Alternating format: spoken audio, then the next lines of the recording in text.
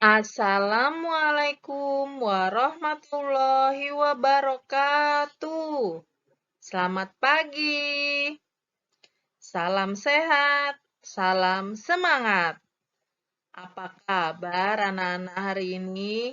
Semoga dalam keadaan sehat semua ya. Tetap jaga protokol kesehatan agar terhindar dari virus corona. Sebelum melakukan kegiatan hari ini, kita berdoa dulu agar pembelajaran hari ini bermanfaat. Silahkan siapkan buku dan alat tulisnya.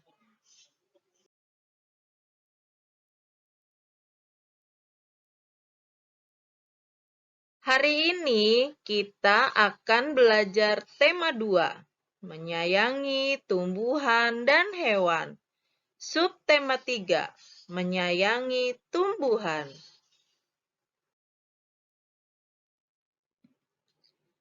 Keluarga Dayu sedang bercakap-cakap di teras rumah. Mereka bercerita tentang kegiatan yang dilakukan hari itu.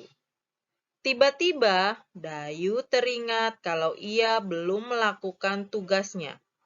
Tugas Dayu setiap hari adalah menyiram tanaman di halaman rumah. Setiap anggota keluarga mempunyai kewajiban dan hak masing-masing. Hak dan kewajibannya tergantung dari perannya di dalam keluarga. Di dalam keluarga ada ayah, ibu, dan anak.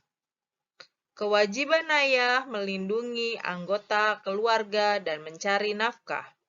Kewajiban ibu merawat anak-anak dan mengurus rumah tangga. Kewajiban anak yaitu menghormati orang tua dan belajar dengan tekun. Kewajiban anak juga termasuk tugas-tugas yang harus dilakukan di rumah. Contohnya kewajiban Dayu, yaitu menyiram tanaman. Ayo membaca, membuat dan merawat tanaman gantung. Siti dan Lani sedang mengamati tanam-tanaman di sekolah. Siti, ayo kita membuat pot gantung. Tanam tanaman ini sepertinya butuh tempat baru. Setuju, Lani. Kasihan tanaman-tanaman itu, potnya sudah tidak cukup. Tanam-tanaman itu dapat terganggu pertumbuhannya. Mari kita segera buat pot gantung itu. Apa saja yang dibutuhkan? Botol plastik bekas, pita perekat, gunting, tanah, kayu pipih, tali, dan tanaman. Lalu, bagaimana cara membuatnya? Yang pertama, kita potong bagian bawah botol. Kemudian, rekatkan pita perekat ke sekeliling bagian yang dipotong. Perhatikan gambar. Baik, setelah itu, buat 4 lubang di bagian berperekat. Masukkan tanaman ke dalam botol pelan-pelan. Rapikan dan sebar akar tanaman ke seluruh bagian botol. Kemudian, masukkan tanah hingga 3/4 isi botol. Sejauh ini tidak sulit, lanjutkan Lani. Masukkan tali plastik ke dalam lubang. Gantung menggunakan paku di dinding. Tutup bagian yang terbuka dengan kayu pipih.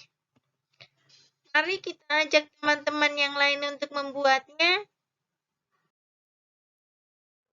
Jawablah pertanyaan-pertanyaan di bawah ini. Setelah membaca percakapan antara Lani dan Siti, kalian harus menjawab pertanyaan yang ada di bawah ini. Di mana Lani dan Siti bercakap-cakap? Nah, tempatnya di mana saat si Lani dan Siti bercakap-cakap atau berdialog? Yang nomor 2, mengapa Lani dan Siti merasa perlu membuat pot patung?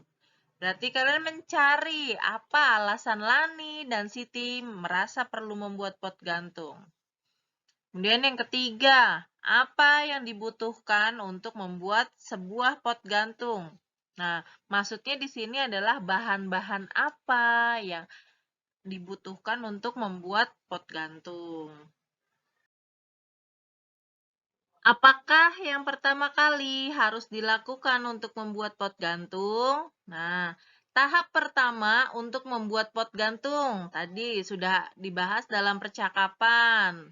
Kemudian yang kelima, apa yang digunakan untuk menutup bagian atas pot gantung?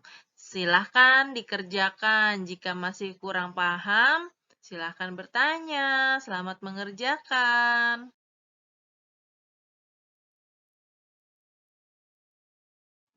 Pada pembelajaran sebelumnya telah dibahas tentang wawancara. Nah, sebelum wawancara, kalian melakukan penyusunan pertanyaan. Nah, dalam menyusun pertanyaan, kalian menggunakan yang namanya kata tanya. Nah, nih di sini dijabarkan kata tanya ada 6. Yang pertama, apa?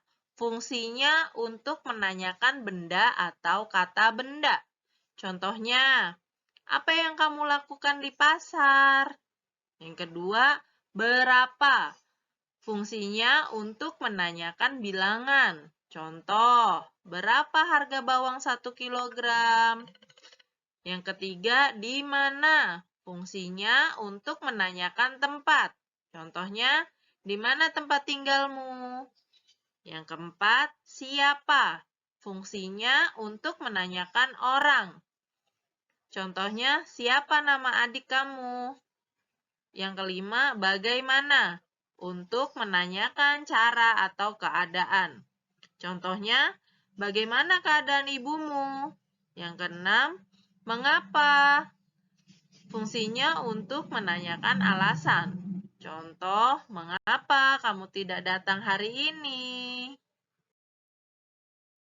Jika kamu berperan sebagai Siti yang mewawancarai Lani, tulislah hasil wawancara Siti tentang perawatan tanaman gantung. Berarti di sini yang menjadi narasumber adalah Lani, Siti yang mewawancarai.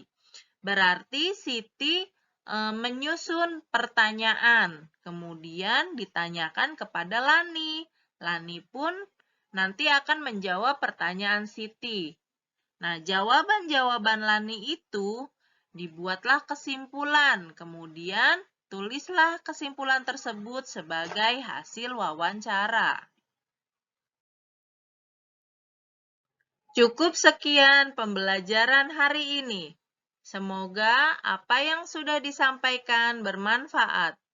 Sampai jumpa di pertemuan selanjutnya. Terima kasih. Wassalamualaikum warahmatullahi wabarakatuh.